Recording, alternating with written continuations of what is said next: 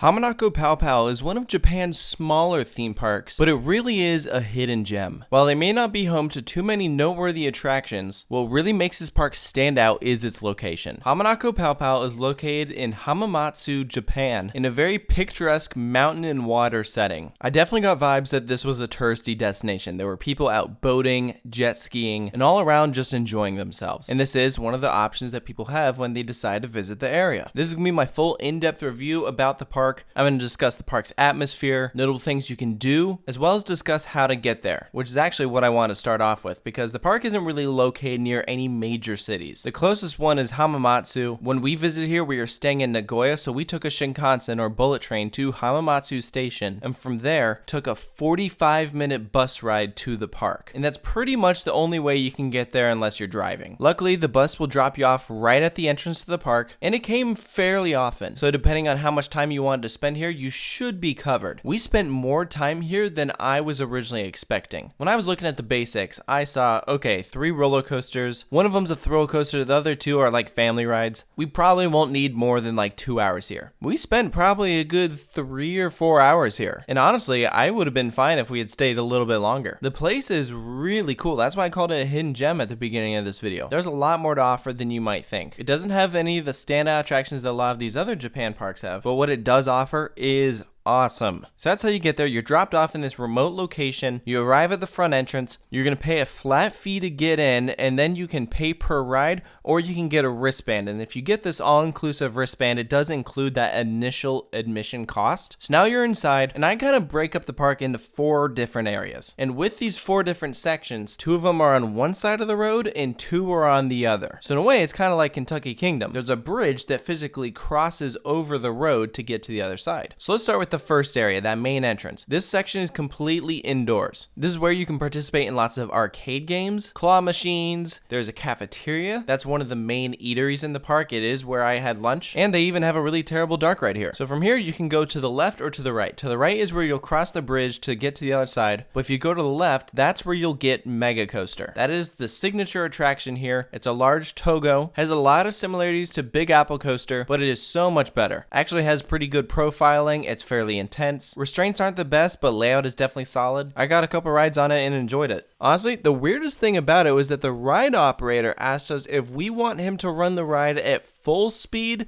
or slow speed, which we're like, what? How on earth do you do that? Like, the layout doesn't change that. But what we realized is he was actually asking us, do we want the chain to move slowly up the lift hill or quickly up the lift hill, which I guess impacts the speed that it takes that first drop. And so, of course, we're like, oh, yeah, full speed. And so I guess the train rose to the top of the lift hill quicker than it would have otherwise. It's really weird. I've never seen that anywhere else. Also, over there is Mini Coaster. I have no idea who made this thing, and apparently RCDB doesn't either. But it's almost like a Wild Mouse, but it's not. Really kind of strange. Over there, they also have an ice house. This was actually the first ice house we went through in the country. And if you're unfamiliar with these things, essentially, it's a giant box, kind of like a trailer that you walk in, and it is really cold in there, and it has little like Arctic penguin type theming, but the whole point is to cool you off on those hot summer days. And when we were here, it was very humid and it felt amazing in there. When we'd get too hot, we'd literally just go in the ice house and stand in there, and it felt so good. There are a few other small family attractions on that side, but you'll find a lot more attractions over on the other side. So from here, you'll exit back into that large indoor rotunda section, cross over the bridge, and what I'll say about this bridge is they actually disguise it fairly well as a bridge. They've built up tall walls on either side, so it kind of keeps you immersed in the park. And if you aren't really paying attention, you probably won't even realize that you're passing over a road. And from here, we have access into what is probably the largest area. There's one other coaster here. It is called Jungle Mouse. It is a very small Wild Mouse style attraction, but it's single car trains. They technically can fit 2 riders per car, but I rode in one of them just by myself because I pretty much took up the whole vehicle. Also over here, here is a great log flume. Really neat kind of elevated layout, fairly well themed with rock work going over the final drop. It's kind of funny, they have a windshield up front so you don't get hit with the full force of water at the splashdown, which I thought was kind of funny. And one of the other main attractions here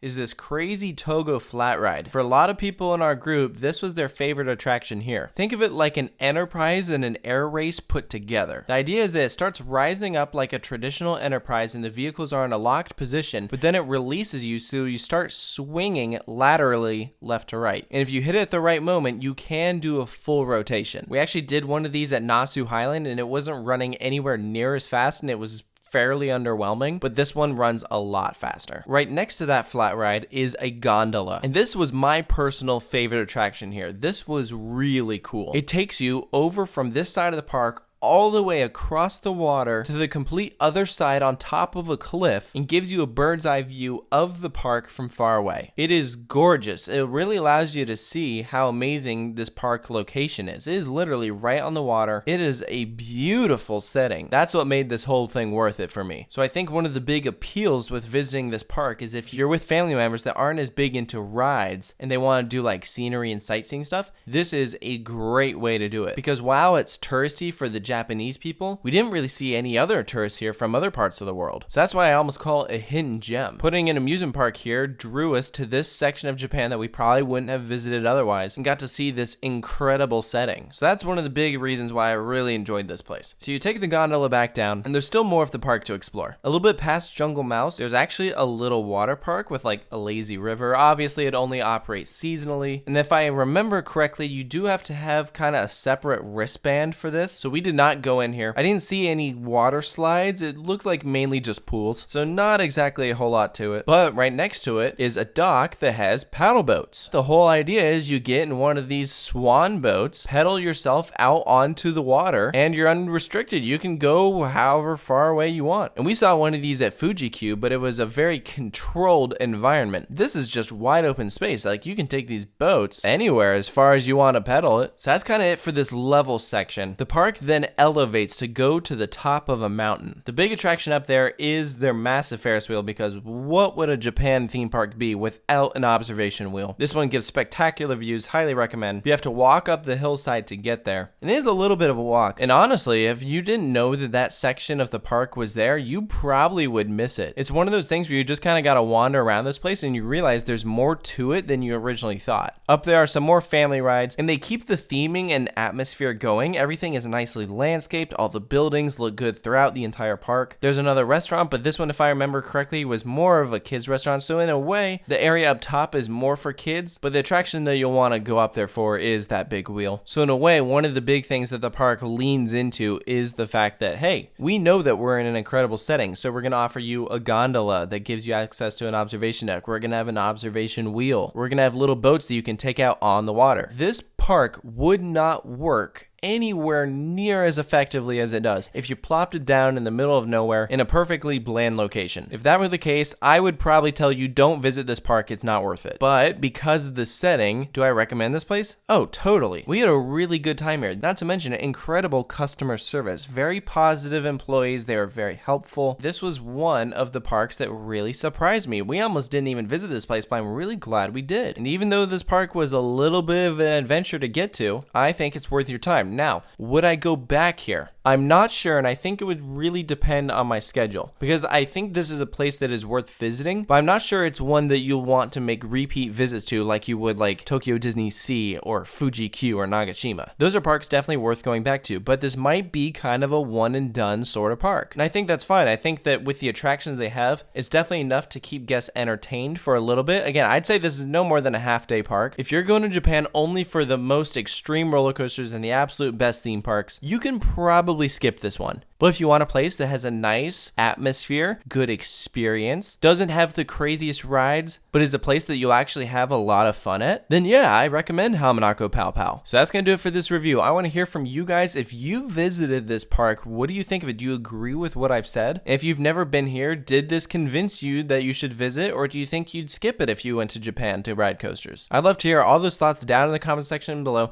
So of course, if you're new to the channel, be sure to subscribe for more park reviews from places all around the world. There's still a lot more coming, so stay tuned for those, and I'll see you guys next time.